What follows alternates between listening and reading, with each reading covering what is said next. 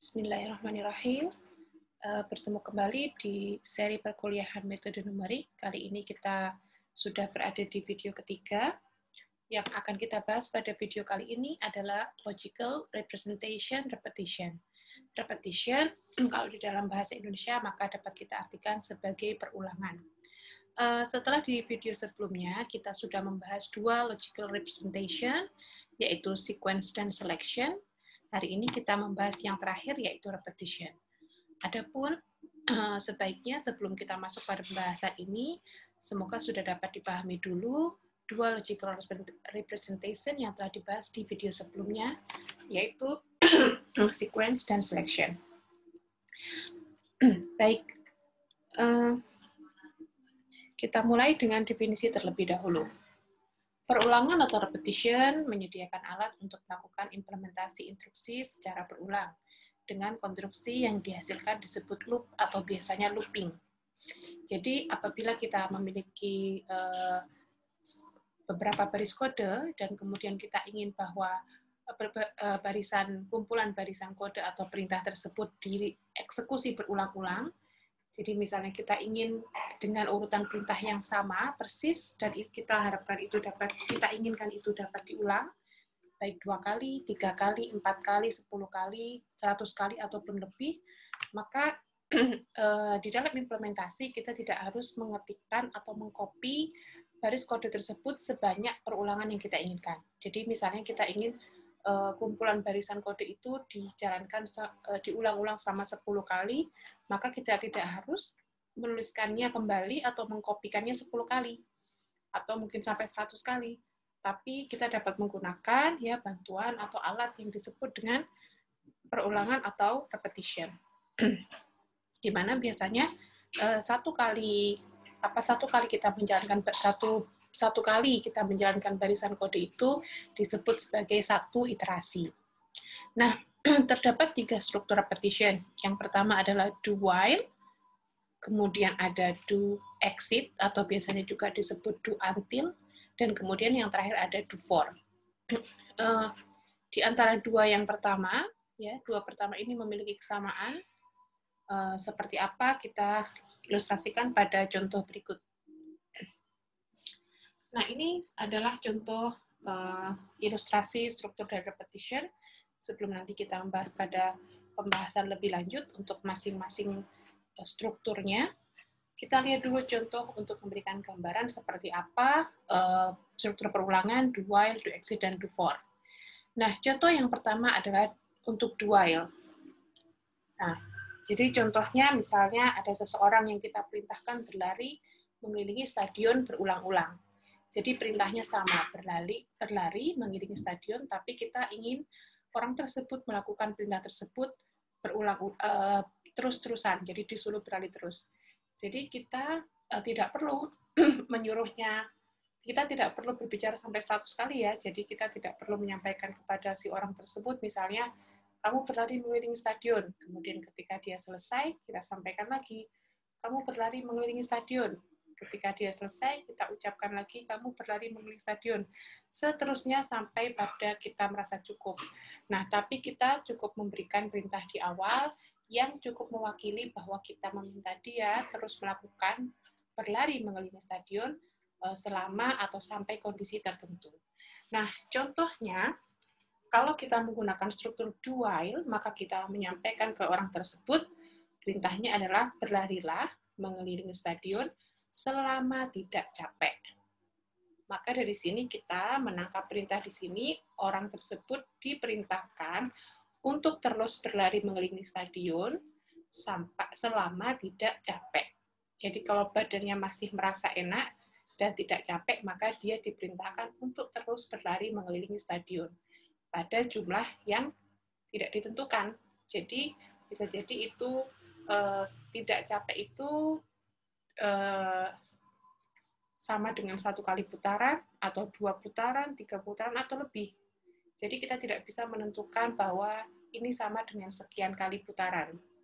Jadi dilakukan pada waktu atau perulangan yang tidak pasti. Tapi yang perlu digarisbawahi bahwa itu akan terus dilakukan selama kondisinya adalah tidak tidak capek. Selama kondisi tidak capek ini terpenuhi.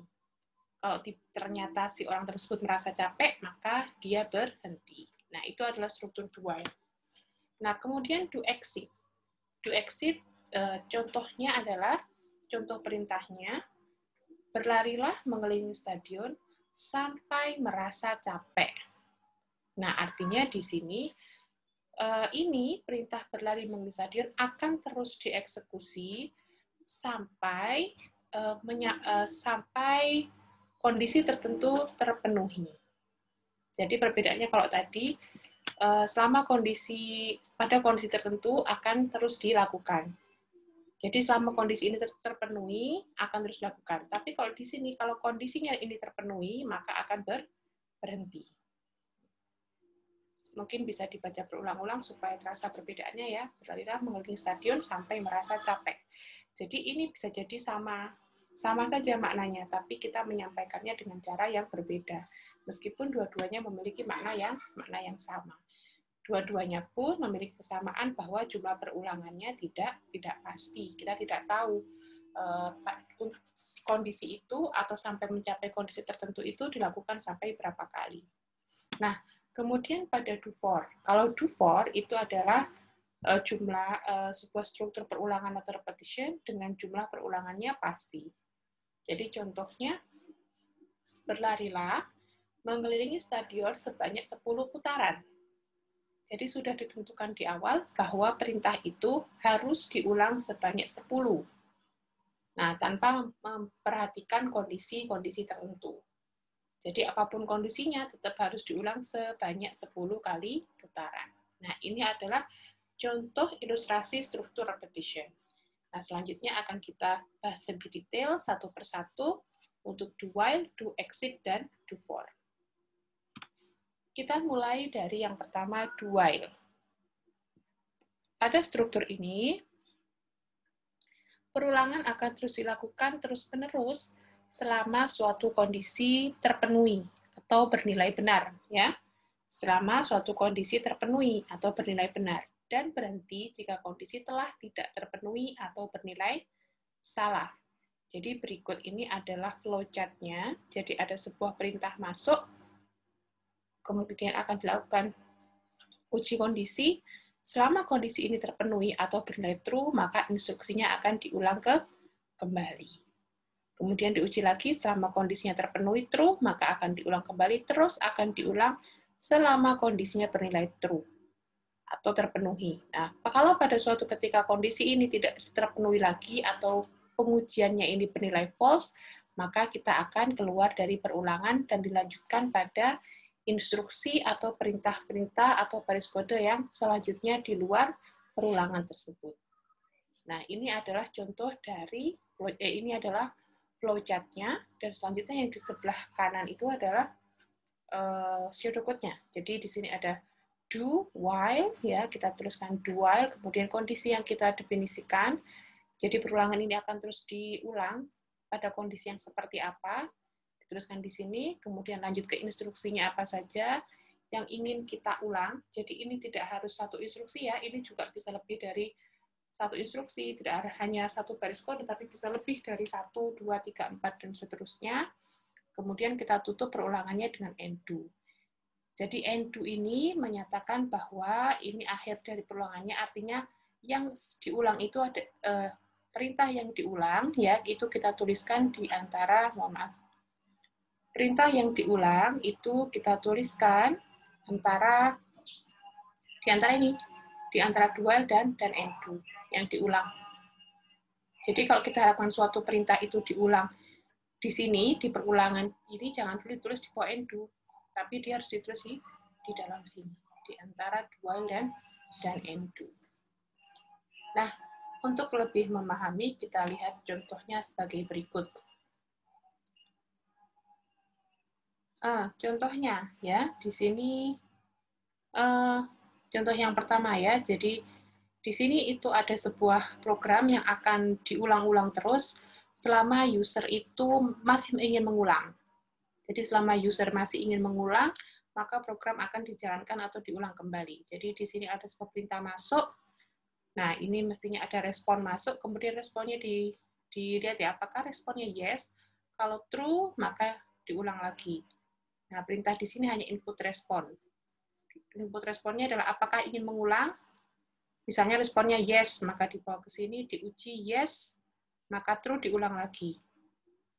Kalau di sini responnya misalnya orang yang menyebutkan apakah ingin mengulang, responnya tidak atau no ya.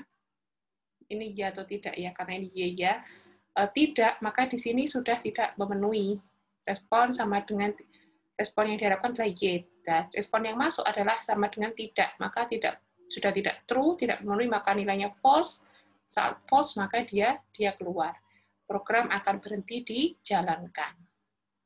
Nah, pseudocode-nya seperti di sebelah kanan. Do while respond y. Display apakah ingin mengulang ya atau tidak, input respon. Selama user mengisikan apakah ingin mengulang mengisi ya, maka while responnya ya akan terus diulang ya. Jadi program akan terus diulang dan diulang. Tapi kalau pada suatu ketika apakah ingin mengulang, user menginputkan tidak, nah tidak maka diuji. While respon y ternyata tidak terpenuhi atau bernilai false, maka dia akan undo keluar dari perulangan. Nah, ini contohnya. Contoh sederhana penggunaan dari repetition do while. Nah, ini adalah contoh yang lebih panjangnya. Ini juga sebenarnya masih sederhana ya, cuman memang sedikit lebih panjang. Nah, ini program untuk menentukan apakah nilai mahasiswa termasuk lulus atau tidak. Jadi kemarin kita sudah mempelajari mengenai selection.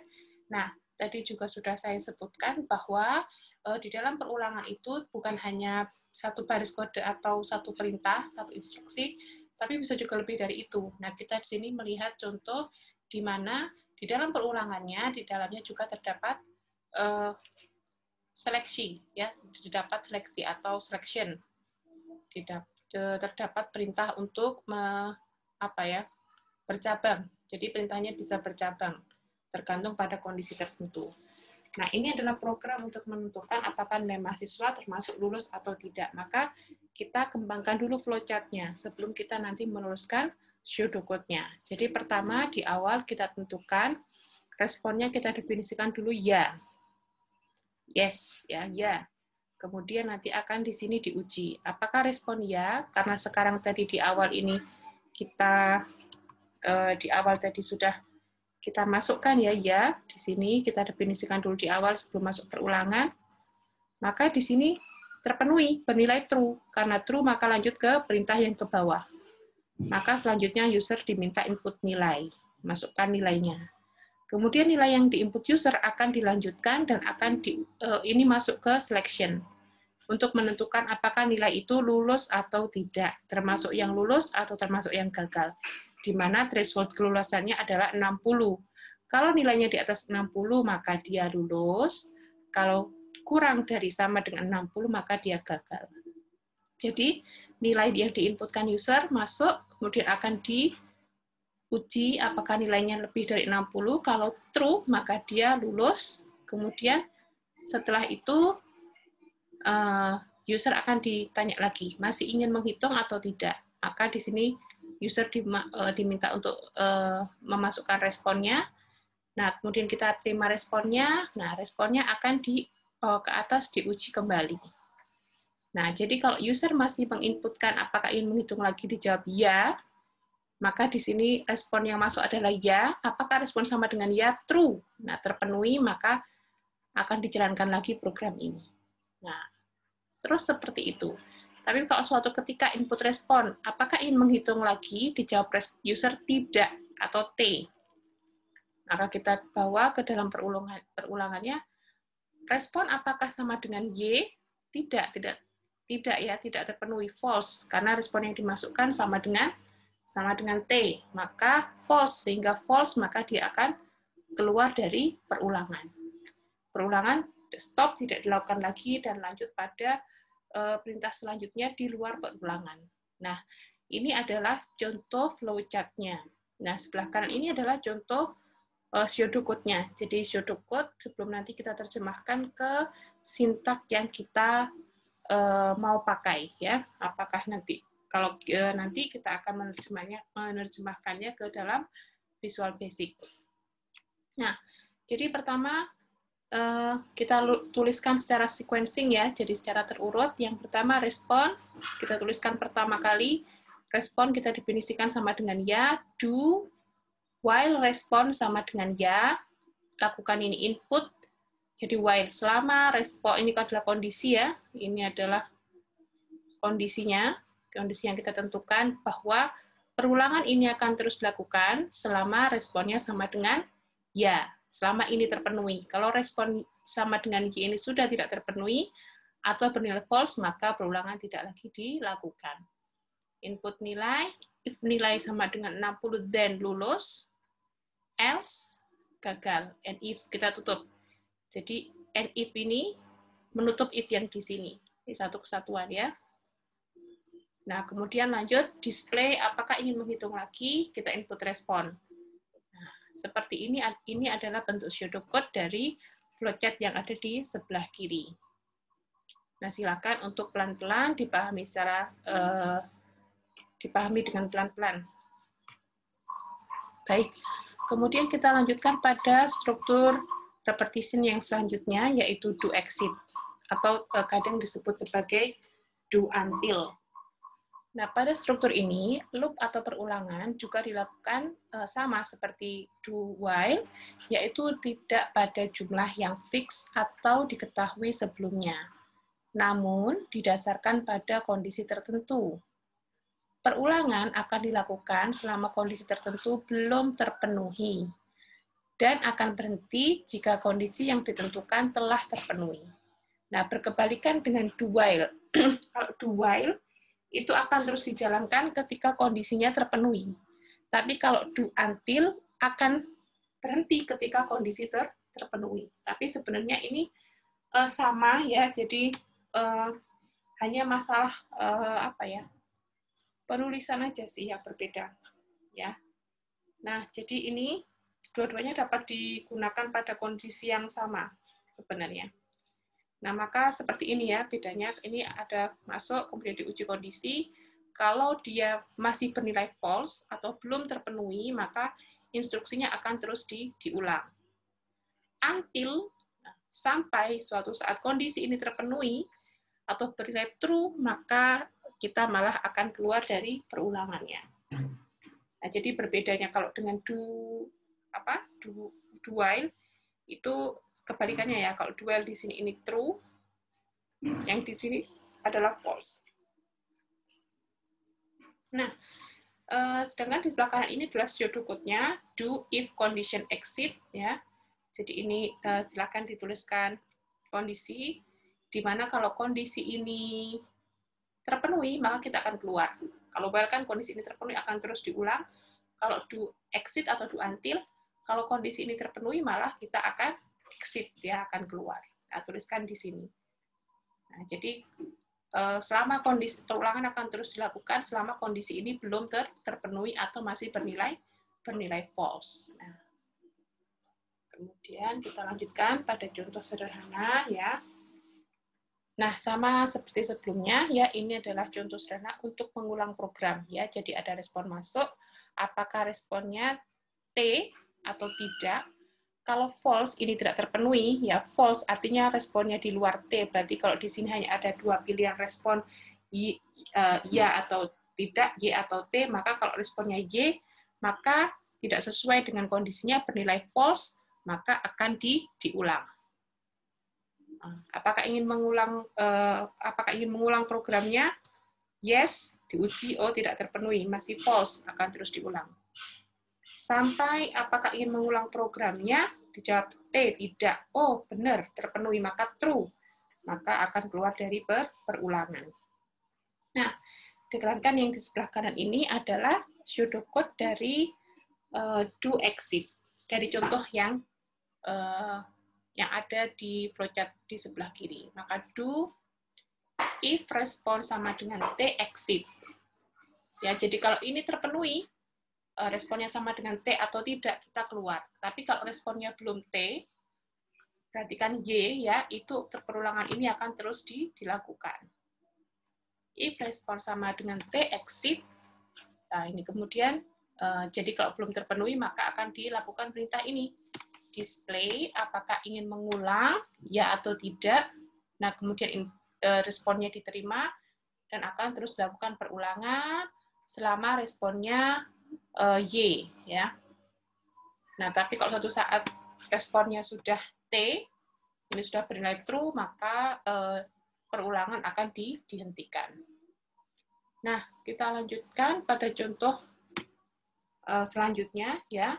Jadi sama seperti contoh pada do while tadi, ini adalah program untuk menentukan apakah nilai mahasiswa atau mengkategorikan ya nilai ini termasuk lulus atau tidak lulus, dengan threshold kelulusannya adalah 60. Kalau di atas 60 lulus, di bawah sama dengan 60 gagal. Maka seperti berikut ya flowchart-nya. Jadi ini mungkin saya agak rubah sedikit. Ini yang diulang ya, perintah yang diulang itu sama persis seperti yang ada pada contoh do while. Ya, input nilai, kemudian setelah input nilainya diterima, akan diuji apakah nilainya lebih dari 60, kalau true dia lulus, kemudian kalau false, maka dia gagal. Setelah itu user akan ditanyai apakah ingin menghitung lagi, kemudian responnya diterima. Kemudian akan diperiksa responnya untuk menentukan apakah program masih akan diulang atau tidak. Nah, jadi ini yang diulang itu sama persis ya seperti di do while, tapi ini coba saya rubah flowchart-nya, pengujian perulangannya tidak berada di atas ya, tapi ini ada berada di bawah. Nah, ini juga nggak ada masalah, sama saja. Tetap jadi masuk ke sini, responnya akan diuji karena ini do exit. Baris kodenya akan terus diulang ketika pengujian ini bernilai false. Nah, bernilai false, seterusnya kalau suatu saat sudah bernilai true, maka akan keluar. Nah, jadi itu ya. Nah, di sini adalah berikutnya ya. Jadi pengujiannya ada di bawah sini. Nah, if respond T sama dengan C. Do input nilai, if nilai lebih dari 60 then lulus, else gagal. And if, ini untuk menutup if yang di sini.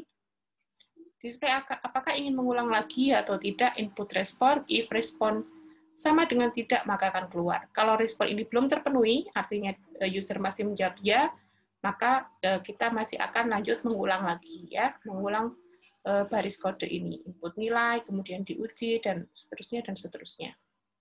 Nah, ini adalah contohnya.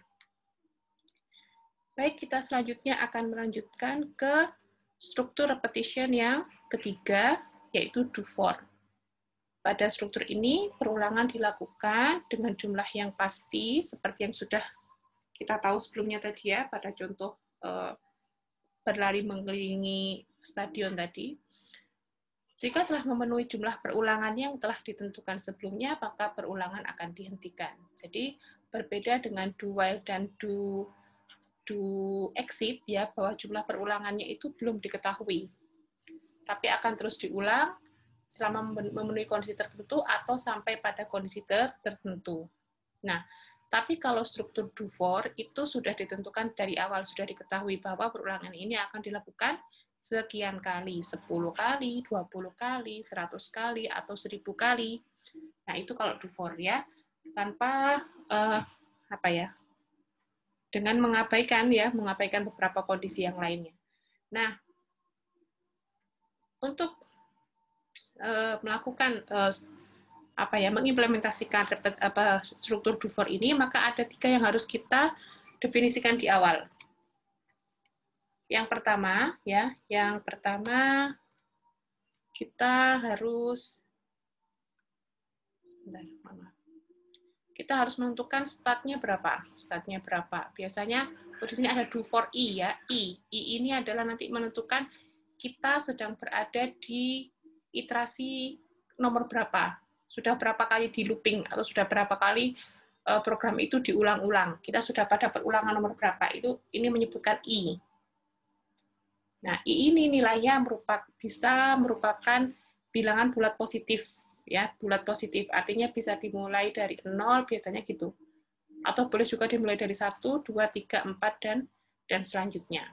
Nah, Untuk melakukan struktur do for, maka ada 3 yang kita definisikan. Pertama adalah startnya. Startnya kita mau di I berapa?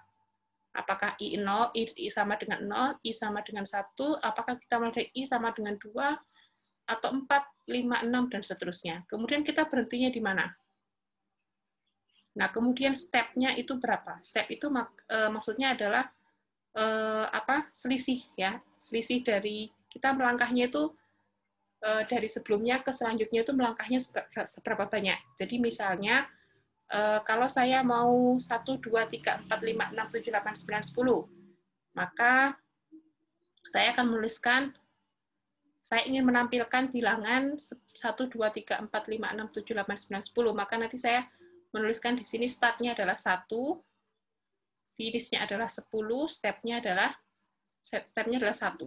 Karena setelah bilangan 2, saya menampilkan bilangan, setelah bilangan 1, saya ingin menampilkan bilangan 2. Nah, 1 ke 2 selisihnya adalah 1, maka stepnya 1. Jadi di sini kita tuliskan ya, di sini finishnya itu mau di berapa, kemudian kita teruskan juga startnya, dan ini stepnya juga seberapa banyak. Nah, ini akan terus diulang sampai I-nya itu sama dengan finish. Kalau I-nya itu sudah sama dengan finish, maka akan keluar. Baik, mungkin kita lihat contohnya saja ya, supaya kita punya gambaran lebih baik tentang struktur repetition do for. Struktur repetition do for ya, ini adalah program untuk menampilkan bilangan ganjil 1 sampai 10. Nah, jadi kita masuk ke sini, kemudian kita definisikan I-nya, start-nya, ini start ya. Jadi supaya nggak lupa tadi, di sini itu untuk start, startnya sama dimulai dari 1, kemudian yang di sini tadi adalah step ya, nah, ini stepnya, dan yang di sini adalah finish.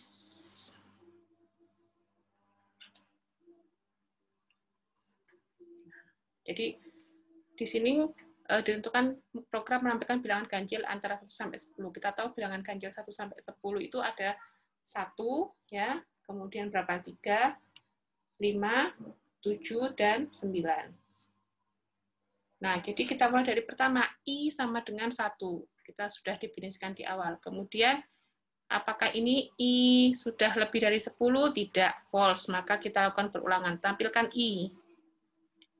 I-nya sekarang 1, maka nanti akan ditampilkan 1.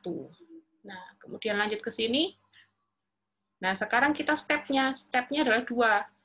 Sekarang I yang baru, nah kita akan menghitung I yang baru. I yang baru itu sama dengan nilai I yang sekarang ini ditambah dengan 2. Maka nilai I yang baru, ya I-nya itu sekarang adalah 1, nilai I yang baru ya, I yang baru adalah nilai I yang sekarang 1 ditambah dengan 2, sama dengan 3.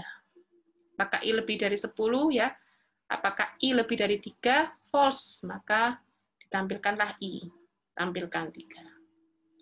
Nah, kita lanjut, nilai I sekarang 3. Nah, kita masuk sekarang ke sini ke perulangan, I akan diperbarui nilainya lagi. Ya, I akan diperbarui nilainya lagi. Jadi ini, mohon maaf, bisa lupa. Jadi yang pertama tadi, pada iterasi pertama ya, I itu sama dengan 1. Ini iterasi pertama. Kemudian ini ada iterasi kedua. Ya. Sekarang kita pada iterasi ketiga. Nah, kita masuk ke sini, nilai I akan diperbarui kembali. Jadi setiap kali looping atau melakukan perulangan, nilai I akan terus diperbarui. Nah, nilai I sekarang adalah I plus, nilai I yang baru adalah I plus 2. I yang sekarang nilainya adalah 3. Maka 3 per 2, maka kita peroleh I-nya sekarang bernilai 5. Apakah 5 lebih dari 10? False. Maka kita tampilkan 5. Nah, sudah. Sekarang kita naik ke atas. Naik ke atas ini, maka kita sudah pada iterasi yang keempat. I-nya akan diperbarui kembali. I sama dengan I plus 2. Maka I yang baru sama dengan I yang sekarang. Yang sekarang adalah 5 plus 2, maka sama dengan 7. Nah, 7. Apakah 7 lebih dari 10? False. Masih dilakukan lagi, tampilkan I, 7. Nah, kemudian diulang lagi ya. Maka dengan cara yang sama, pada saat iterasi yang kelima, maka I sama dengan 7/2 sama dengan 9, dan 9 juga apakah lebih dari 10 masih belum memenuhi, maka masih ditampilkan. Nah, sampai pada iterasi yang ke-6, ya, di sini, maka sekarang I sama dengan 9/2, plus 2 sama dengan 11. Apakah 11 lebih dari 10? Ya, true, maka keluar. Perulangannya selesai. Sehingga diperoleh, ya, kita programnya ini diperoleh bilangan, programnya bisa mengeluarkan ini bilangan ganjil di antara 1 sampai 10. Nah, kalau ini adalah pseudocode-nya, do for I, ini adalah start-nya, kita teruskan start-nya berapa, finish-nya berapa, dan step-nya berapa, langkahnya berapa langkah. Perintahnya di sini hanya display I and do. Nah, ini adalah contoh yang sederhana ya. Selanjutnya mungkin kita lihat contoh juga yang juga sederhana, cuman mungkin sedikit lebih panjang ya. Jadi ini adalah contoh untuk program untuk mengelompokkan bilangan 1 sampai 10 ke kelompok genap dan ganjil. Contoh ini sudah mengelompokkan bilangan genap ya 1 sampai 10 ini kemarin juga sudah kita bahas sebenarnya ya di pembahasan selection.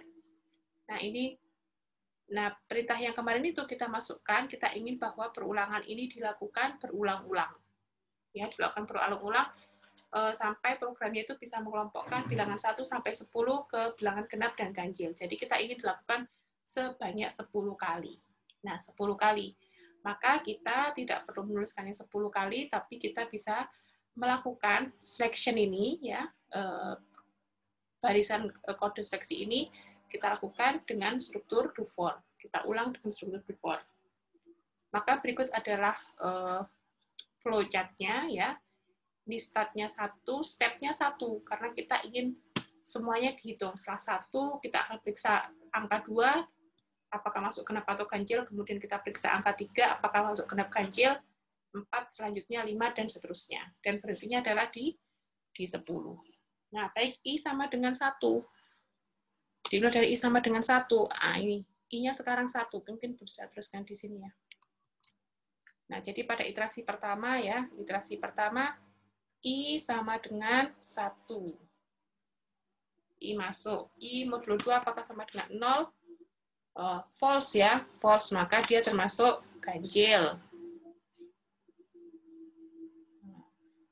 Kemudian lanjut ke sini, maka sekarang kita ke iterasi yang kedua. Iterasi yang kedua, I sama dengan I plus 1.